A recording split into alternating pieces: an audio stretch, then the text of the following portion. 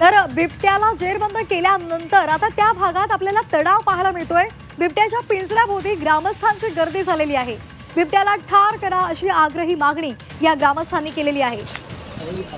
One विभागाचे अधिकारी आणि त्याचबरोबर ग्रामस्थांमध्ये बाचाबाची सुद्धा झालेली आहे। आताची महत्त्वाची बातमी आपण पाहतोय। शिरूरमध्ये गेल्या 15 दिवसांमध्ये 16 दिवसांमध्ये 3 जणांचा बिबट्याच्या हल्ल्यामध्ये मृत्यू झालेला आहे आणि त्यामुळे ग्रामस्थ संतापलेले आहेत आणि आता बिबट्याच्या पिंजऱ्याभोवती त्यांची गर्दी झाली आहे। अधिक माहितीसाठी आपण जाणार आहोत आमचे प्रतिनिधी हेमंत चापुडे यांच्याकडे।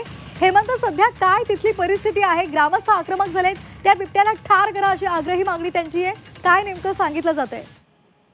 श्वेता, आज सकाळी रोहन बोंबे या 13 वर्षाच्या मुलाचा अंत्यविधी झाला आणि त्यानंतर सर्व ग्रामस्थ हे ज्या ठिकाणी वन विभागाने पिंजरा लावला होता, ज्या ठिकाणी हा बिबट्या जेरबंद झाला होता, त्या ठिकाणी मोठ्या संख्येने ग्रामस्थ जमले। आता या परिसरात सध्या तणावपूर्ण परिस्थिती पाहायला मिळते। मात्र बिबट्या जेरबंद केल्यानंतर वन विभागाचे कोणी अधिकारी या ठिकाणी दाखल झाले नसल्यामुळे नागरिकांमध्ये एक प्रकारे रोष पाहायला मिळत आहे आणि आता सध्या मोठ्या संख्येने या ठिकाणी ग्रामस्थ जमल्याने तणावपूर्ण परिस्थिती पाहायला मिळते। श्वेता, अगदी त्या वन अधिकाऱ्यांचं काय नेमकं म्हणणं आहे? कारण ग्रामस्थ प्रचंड संतापलेले आहेत, रास्ता रोको सुद्धा त्यांच्याकडून केला जातोय, त्यामुळे त्यांची समजूत काढणं कुठेतरी गरजेचं आहे ना?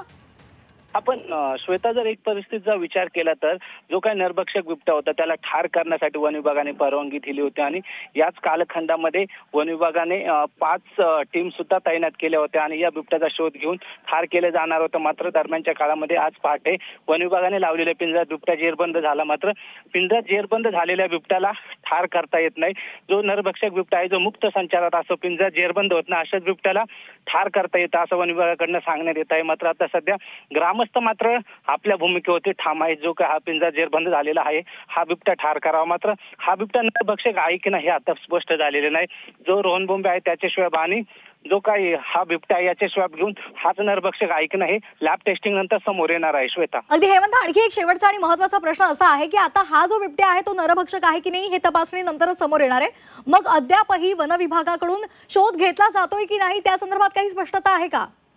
अद्यापही या परिसरात वन विभागाने पिंजरे लावलेले आहेत आणि अद्यापही या परिसरात बिबट्याची संख्या मोठ्या प्रमाणात आहे। 15 दिवसाच्या कालखंडामध्ये हा 10वा बिबट्या जेरबंद झाला। अद्यापही मात्र या परिसरात बिबट्याची दहशत मोठ्या प्रमाणात आहे, संख्या मोठ्या प्रमाणात आहे। त्यामुळे या बिबट्याचा अद्यापही या परिसरात जे काही इतर बिबट्या आहेत त्याचा सुद्धा शोध घेतला जात आहे। त्यामुळे यापुढच्या काळात हा बिबट्या नरभक्षक आहे की दुसरा बिबट्या नरभक्षक आहे हे पुढील काळात स्पष्ट होणार आहे। श्वेता, धन्यवाद हेमंत दिलेल्या सविस्तर माहितीसाठी।